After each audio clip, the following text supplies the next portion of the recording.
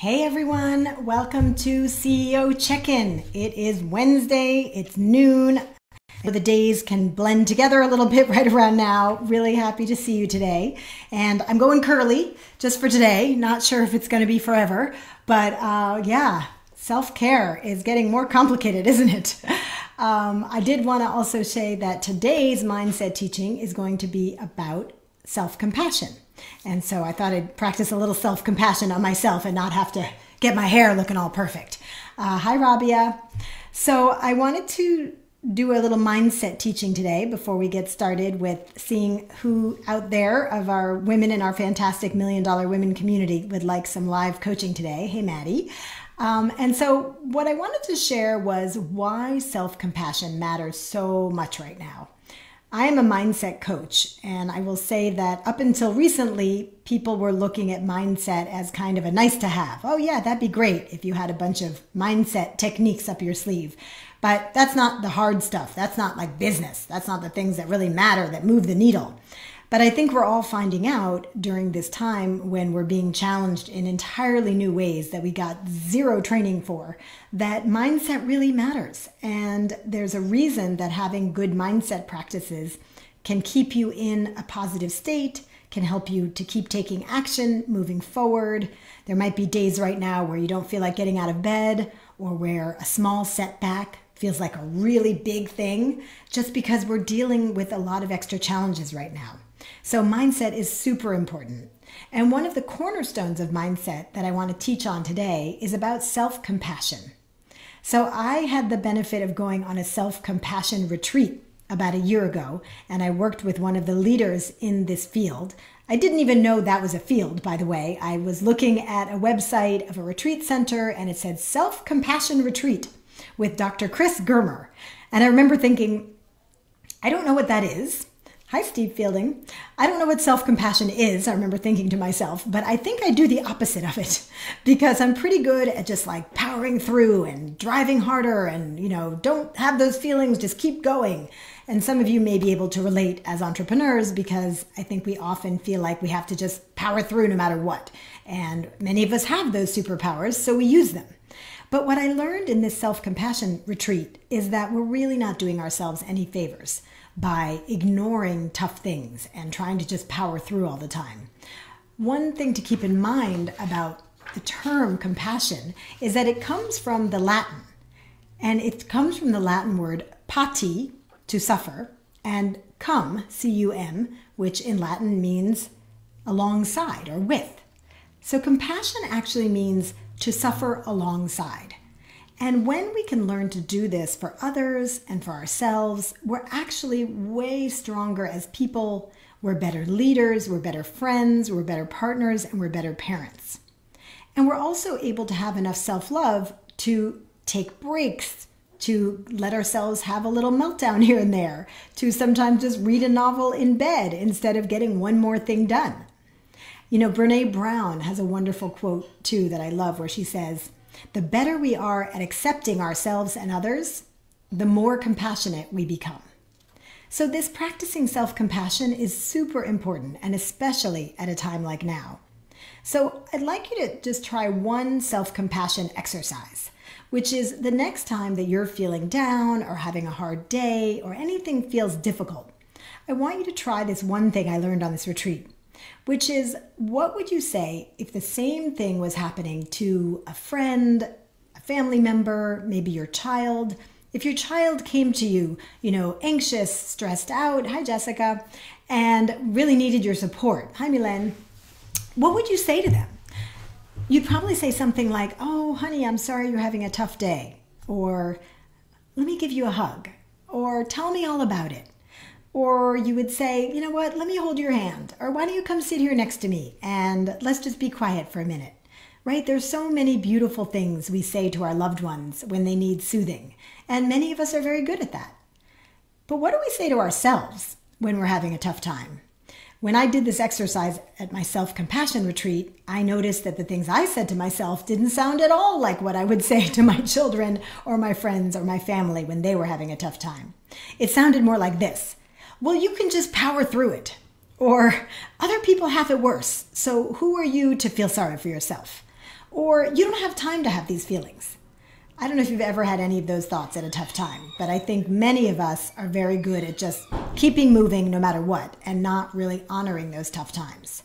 So the next time you're having a hard time, please remember this self-compassion teaching and try to say to yourself what you would say to someone else. Like, maybe you just need to take a little nap, right? How often do we say that to our children?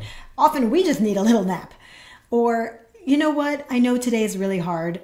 Some days are just like that. Tomorrow will be better. The more we can learn to say this to ourselves, the more we're able to recover quickly from difficult setbacks. And we're all at a time now when every day is sometimes a challenge, right? Some of us are not in our own homes, like me. The toilets all overflowed here the other day, and we couldn't even call a plumber because no one's going to come to your house. There are just all these little challenges. Even just getting food sometimes can be a challenge. The stores are out of things. So please practice self-compassion. And I'll just leave you with one more quote from that retreat because it's one of my favorites, where Dr. Chris Germer said, "The thing about pain is it doesn't go away. What happens when you ignore pain is it goes to the basement and it lifts weights." Meaning that if you ignore your pain when you're having it, it doesn't really go away. It goes internal, goes to the basement and lifts weights, meaning it comes back even stronger. So something that was a little bit troubling and a little bit throwing you off course and a little bit ruining your day, if you ignore it and you don't take that time to say, you know what, today is just a tough day, or call up a loved one and say, hey, I just had a conversation that really bummed me out. Can I vent a minute? Well, that pain will just snowball or lift weights, as Dr. Chris Germer said it. All right, I wanted to share that today. And if you want other mindset tips, then please check out the past CEO check-ins. I've been doing these 3 times a week, and I always start with a mindset tip. You can see them all on YouTube. Just search Julia Pimsleur Coach, and they'll come right up. So let's see what's going on with our community today and who might need a little extra coaching or help. Hey, Alana, welcome. Alana Winter is with us today. She's a dear friend and also a coach to executives. And she's going to come on one of our later CEO check-ins and talk about how top leaders are managing their teams, are getting through these tough times. We're really excited to hear from you next time, Alana. And she's also going to be a mentor at the $1 Million Women Summit, which is coming right up in 2 weeks. It's amazing Steve Fielding's on because he helped us find Microsoft 3 years ago when we were having our first summit 4 years ago. This year it's going to be virtual. It's going to be incredible. We have amazing keynotes, presenters. We're having a pitch competition, so don't miss out on that. We're having a flash sale right now, so go to mdwsummit.org to get your ticket if you haven't already. So let's see who wants to go live today. I see Breathe with Sheena, and you have popped up here before. Hi, Breathe with Sheena. If you want to go live, just make a request to come in. And there's Jamie. How fantastic. Maybe Jamie wants to come on today and get some live coaching. Hi, Jamie. Jamie runs a company where she helps authors promote their books, and she helped me promote $1 Million Women. Did a fantastic job and has been working with authors all over the country to help them get the right kind of publicity and attention for their new books. She also has 2 beautiful children, and she lives in Georgia. And I don't know if her internet is strong enough right now for her to come on. I think it might not have been able to. So we'll just pick somebody else. Thanks, Alana. Alana writes, the MDW Summit is always awesome. Yes, it is. Can't wait to see you there. And thank you for mentoring. The mentoring Alana's doing is that we are going to have 20 female founders who've built multi-million-dollar businesses.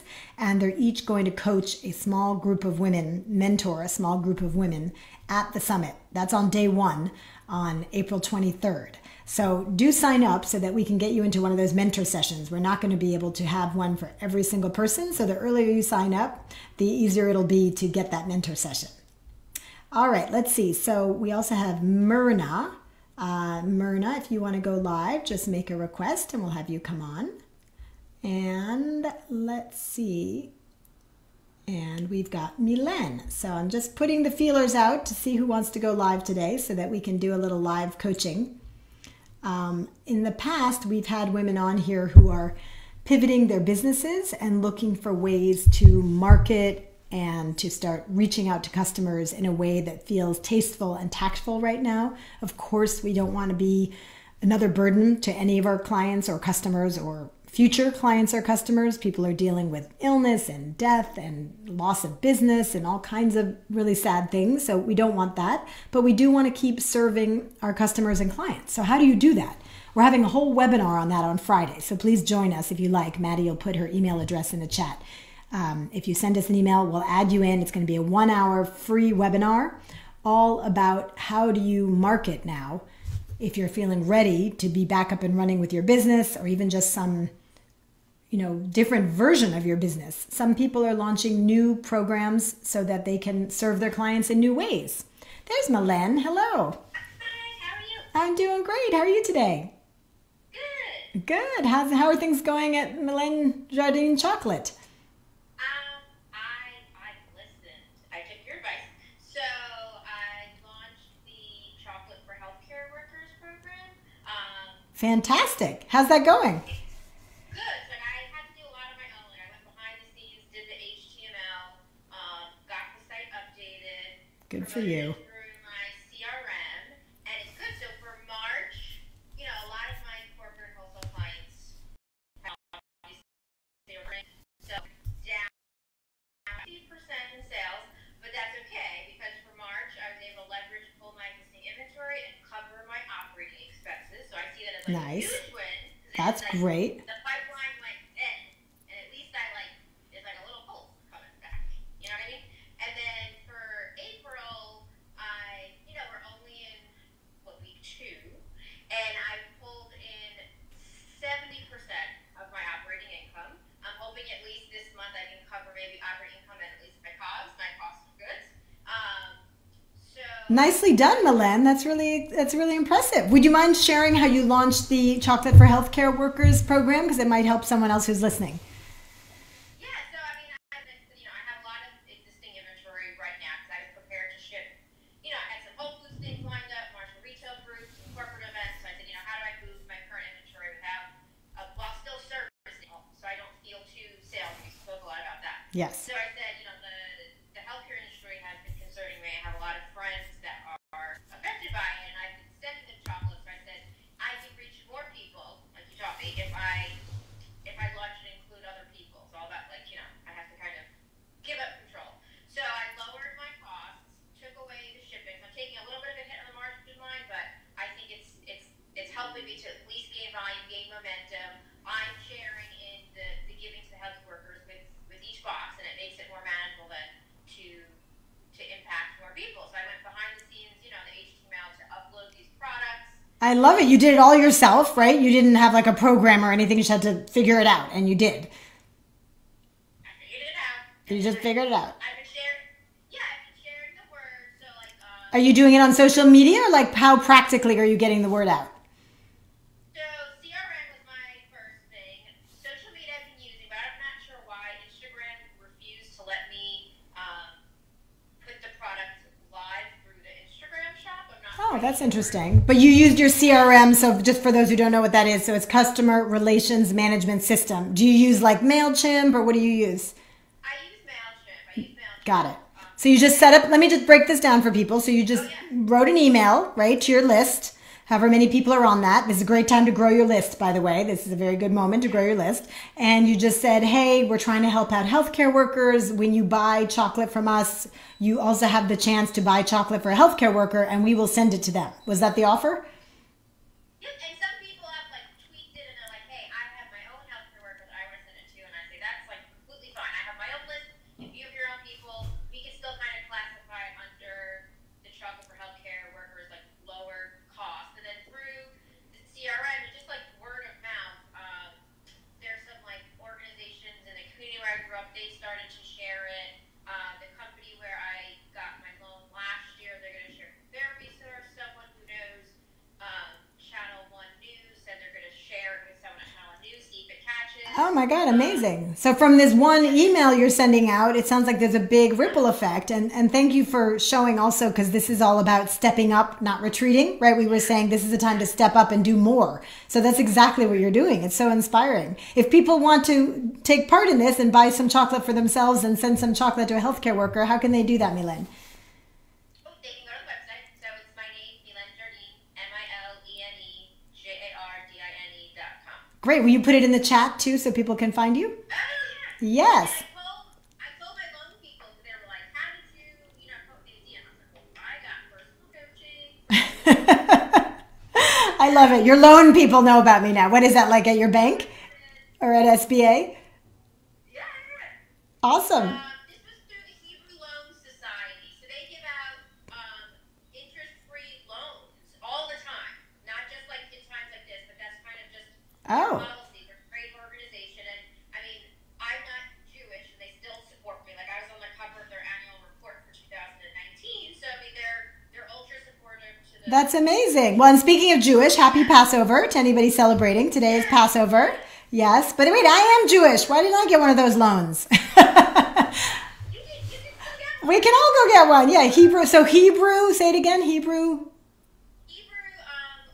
Society. I can send you their... Thank you. Hebrew Loan Society. What a great tip. I didn't know about that. As you know, Milen, we have a folder we're sharing with all the women in our community with great resources, all about what to do to get loans and grants in COVID-19, some marketing tips. So let's add that to the folder. If you send us something, we'll throw it in the folder. There it is. Oh, you put it in there.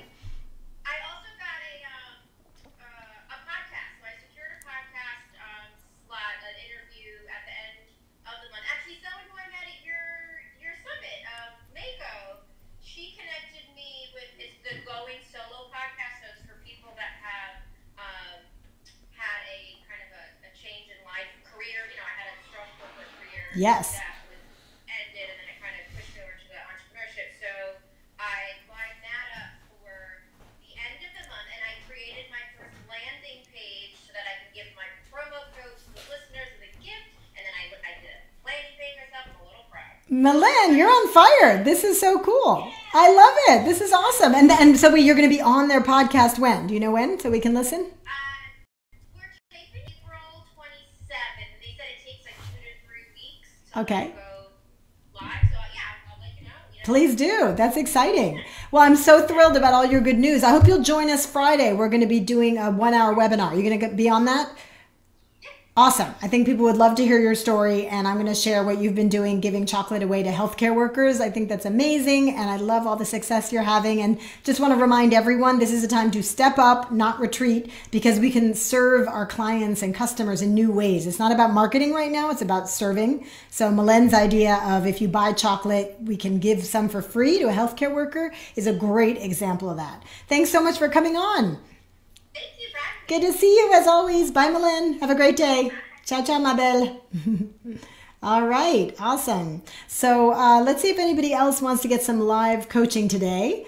I've been going live 3 times a week. So we have lots of these lives. If you want to see some of the old ones, you can just go to my YouTube channel, Julia Pimsleur Coach, and you'll see these live coachings. Every week somebody comes on, sometimes a couple of people if we have time, and we're able to do some good work right there. So Milen, just from going live with me, launched an email that she sent out to her entire list, got a bunch of new orders for her business, and was able to help healthcare workers who are on the front lines, risking their lives every day so we can all stay safe. We're so grateful to them by sending some chocolate and brightening their day. So I think that's an amazing example of how you can serve your customers in a whole new way during this new normal, as we've been calling it, hashtag new normal.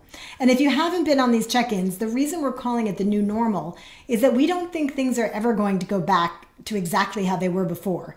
Business was moving online anyway. People were moving towards more automated, streamlined, efficient businesses anyway. And so if you want to come through this period feeling like you can look back and say, hey, I really used that time to improve my business, then please join us and embrace the new normal and figure out ways to offer products and services that are respectful, but also continue to serve your clients, because your customers and clients, they need you more than ever. Right? This idea that, oh, well, I shouldn't bother them. No, it's the opposite. All of the calls I've been on with successful entrepreneurs, everyone's doing the same thing. We're going down the list of all of our clients and we're calling people, we're emailing people, we're finding ways to check in and stay in touch. Why? Because 1, it's the right thing to do. And 2, from these conversations, you'll hear what people care about now. You'll hear what people are worried about now. And if you write down what they tell you, if you have, you could try this today, right? If you're not really sure where to start right now, or you haven't really ramped your business back up, things are moving again. People are making money again. People are purchasing again. So I know that in the beginning, it was all just like hunker down, wait to see what we should do. But we're not in that moment anymore. We're now 4 weeks in. This is more the new normal than ever.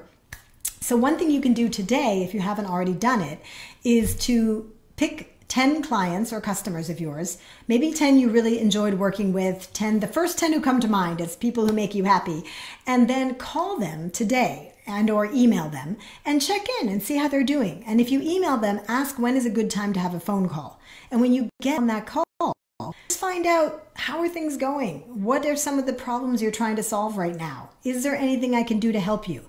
And I promise you that if you have 10 of these calls, you write down everything they say, you'll start to see some themes. In our community, women were trying to make very quick pivots, just like Malen, to figure out, well, how can we make money again? And even if we're not going to make our full income, how do we keep a little money coming in the door? Women were also trying to figure out, how can I use this time to strengthen the infrastructure of my business? So we put together a program that we launched last week called Thrive, which is very affordable because we know it's hard to spend money right now, but will accompany a small group of women, me personally coaching them for 8 weeks, meeting once a week and giving them access to a lot of great online curriculum we have. And we already filled up half the class. We're still taking calls. So if you're interested, let us know. And that all came out of just listening to our clients and customers and saying, hey, what are you struggling with right now? How can I help you? Futurist Frank Spencer just came on. He's a really brilliant consultant I worked with a few years ago, and his specialty is predicting the future. So how cool that he's here today. I wonder if he might be able to go live with us. Hi, Frank. And one thing that Frank might be interested in, because this has come up a lot in our community, is like, how far into the future should you be looking right now?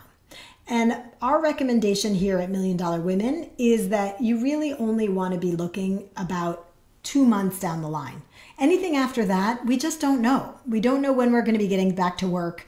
We don't know when things will be any semblance of normal again. So if you find yourself planning for like all of 2021 or all of, what's going to happen in October, try not to make those decisions yet. Just think about how a month ago we were all having friends over for brunch, right? Look at how much has changed in a month. So how much more is going to change 1 month from now? Maybe we'll have tests by then. Maybe we'll be able to do what South Korea did and have these temperature guns where you can take people's temperatures just as they're walking in the door of your business. We don't know what's going to change. So I would encourage you to think about, what can I be doing for the next 8 weeks? Hey, Frank, you're like, I got to get in there. She's talking about the future. This is my beat. Nice to see you again. How are you holding up? Great to see you. You know how much I love you. So I know. This is so nice to get reconnected. That has been one of the silver linings, is like reconnecting with some people, right, who we haven't talked to in a long time. And I've thought so many times about reaching out to you. So I'm really happy that you're here now. Yeah. I've been watching your work from not really afar, from close. Well, thanks to social media. Thank you so much. Well, I'd love to hear from you. Like, what do you, since you are a futurist, if you don't mind my tapping into your brain for a minute, so our whole community is women entrepreneurs, small business owners, many of them having a decline of 50% or more in revenue. Some of them, the entire business was retail. It's just closed for now. When they're looking into the future, I was just saying, I thought it wasn't that helpful to look past 2 months because we really don't know. But I'd love to hear what you've been saying to business owners and what your take is on looking into the future. Yeah, I heard you say that, and it's great advice. One of the things I would say is that in our field of foresight, that one of the things that we do is really not predict, but we're looking at a plethora of possible alternatives, right? Where is the future headed? And it could be we're mapping the future. I always tell my clients, it's like if we could predict the future, which we can, it would make us more brittle, it makes us fragile because we think this is the official line. We need to really look at all these possibilities and opportunities, right? They're out before us. It could go this way, it could go this way, and there's good reason for it to all go these different ways. There's quantitative, qualitative measurements that we can use, and then we pull those features back to today to take the right actions. It's really more about being adaptive and resilient and even transformative. And I think this is what you're teaching them, your entrepreneurs all the time. Is like, how do we create the future today, right? That's right. So it's really about making the future And how do we react to the piece of the future we know, which is that we're all working from home and your entire identity is online, your entire business is online. So, how do you do that? Is there anything practical or tactical that people watching could do that you would recommend as they think about their business over the next 12 months?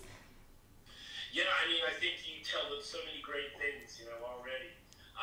But one of the things that I would suggest is just look at, be well read and look at these things that are outside of your field, because our disruptors are coming from outside of what we work in, right?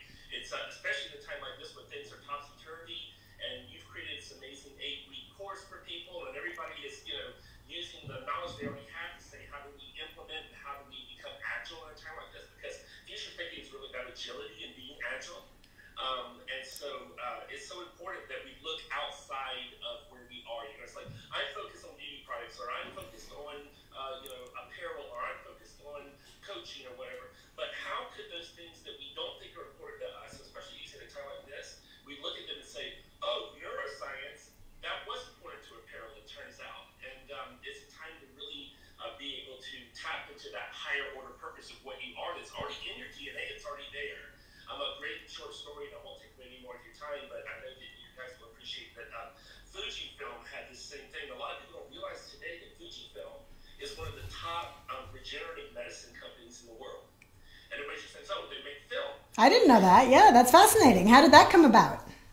Well, the reason why is because in their DNA at the cellular level, the same science they use for film products and producing is the same science or similar science that's used for regenerative medicine at the cellular level. I had no idea. Fascinating. Until they got into doing X-ray film, that, oh, we can help out with these medical discoveries as well because it's in our DNA already. So during a time of disruption like this, it's a great time to discover what is in your DNA and go to the higher order purpose. So it's like you were making shoes, and you're making shoes, and you're making shoes, but what else could there be if you're a shoemaker that's still in your DNA? You're not going to start making mops, but what is it that you could be transitioning to? Right, because maybe right now it's hats, right? Because people aren't seeing shoes a whole lot right now. Maddie, who's my chief of staff, said this funny thing the other day where she said, now pants are just something I do for me. We don't see pants anymore. Pants are gone for the moment. And I love everything you said, Frank, because it's true that often we get stuck in our own silos, right? And we're only looking at our industry, at our field. It's one of the reasons that in our programs, we mix women up from different industries, because that cross-pollination is so rich. And, Frank, also for people who don't even know what a futurist is, I'm so lucky I met you at God knows what conference how many years ago. And I was like, if he's a futurist, I need your help. And you came in and helped me, and I'm so grateful. But tell folks what a futurist is. I'm sure they'd love to hear, and how they can find you. Yeah, absolutely. Sure. Thank you, Julia. Thank you so much. Well, there's a lot of futurists out there. There's more than ever before. Most companies now have a futurist department or a futurist. Even when we first met, it wasn't as widespread. It wasn't. Yeah, you were a pioneer.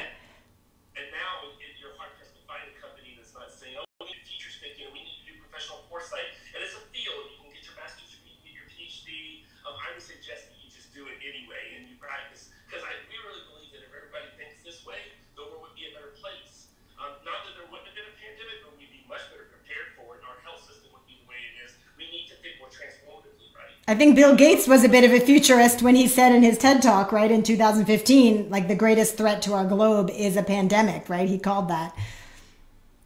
We've known this for a long time. As a matter of fact, the SARS-CoV-2 virus, which is basically the grandfather of what we're going through now, there were papers written about in 2007. Wow. Oh my gosh. Yeah. Well, I guess hindsight is always 20/20, but still, I wish that, we had a few more futurists working on this one. And how can people find you, Frank, if they'd like to talk to you further, or have you on a panel, or hire you for their company? We can find our parent company, which is Kedge. Will you put it in the chat? Put it in the chat so people can see it. I will. I'll put it in the chat as soon as I get off here. I'm going to leave you guys now so you can keep going. But you can find us at kedgefutures.com. I'll put that in the chat. I love it. You can find us at thefutureschool.com, which is our training arm, and we do training for foresight and futures around the world. So I'll put that in the chat as well. I love it. Thank you so much for jumping on today. It was great to see you, and I hope we'll be a little more connected now. Let's not wait another 3 years. Now that we're in touch. But what a delight. Thanks, Frank. Stay safe. Thank you. Bye-bye. Yeah, that is definitely a silver lining of this the new normal, is being able to reconnect with people you might not have had time to connect with before. You might not have been able to reach before. You know, this morning I was doing Pilates and it suddenly dawned on me, I met Sarah Jessica Parker right before all this happened through a social event, and she was very busy. She was lovely. I told her what I do. I help all the women in the $1 Million Women community to grow their businesses. And she said, well, contact me in a few months because I have a Broadway play going up. Well, that's not happening anymore, we know, unfortunately. So I just suddenly, she popped into my mind this morning. And of course, the next thought was, well, Sarah Jessica Parker is too busy for me. But then I thought, well, you know what? Maybe not. Maybe now she has a little more time on her hands. So we drafted an email to Sarah Jessica Parker. If you know someone who knows her, please get in touch with me. We'd love some help. But yeah, this is that time that you can reach out to people who you might think would be too busy for you, but maybe they're not anymore.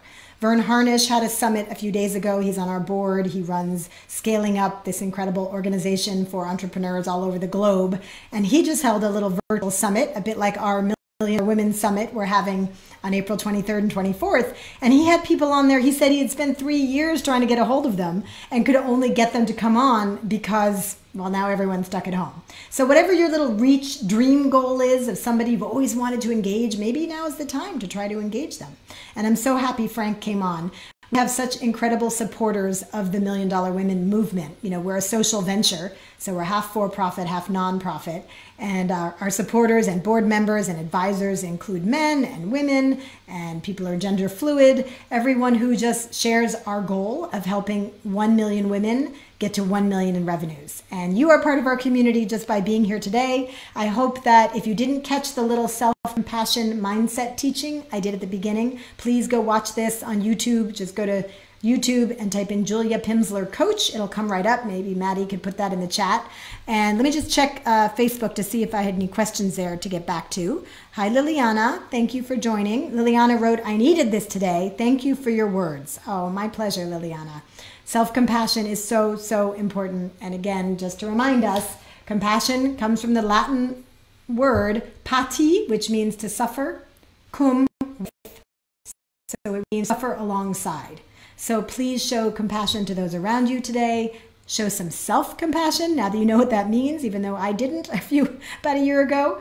And I'm just so happy that I got to be with all of you today. Thank you. Bye, Frank. Thanks for the nice words. Have a wonderful, peaceful day. And I will see you on Friday for the webinar. It's a free webinar. It's at the same time, but it's via Zoom. So please join us, and you can email Maddie to get access to that. We'll invite you to this private Zoom we're having for women who are trying to get back to business. It's called Accelerate into the Turn, Marketing in the New Normal. If you want to join us for Accelerate into the Turn, Marketing in the New Normal, with lots of examples of women like Mylène who are doing pivots and finding new ways of engaging their clients and customers, creating new products and services. Hi, Raina. Welcome. Just email Maddie if you want to join us for the webinar. Raina asked, where do I register for the webinar? maddy@juliapim.com. Will probably be 70 to 100 women on the webinar, but there will be time at the end for Q&A. And I'll tell you a little bit more about my program Thrive, which is kind of a sprint that we're doing for 8 weeks with women entrepreneurs who want to make sure they not only survive, but thrive during this time. It's our most affordable program we've ever created. It was really just in response to the need out there. And if you're interested in that, if you want a little more help, then email Maddie@juliapim.com. Mylène, thanks so much for sharing your story today. If you guys are craving chocolate now, as I am after hearing from Mylène, then go to her website, order some chocolate. I highly recommend the one that has a little chili powder in it. It's so awesome. And you can send some chocolate to a healthcare worker, either someone of her choosing or someone of your choosing. Have a great day, and I will see you Friday when we all are together for the webinar. Have a good day. Take care. Practice self-compassion.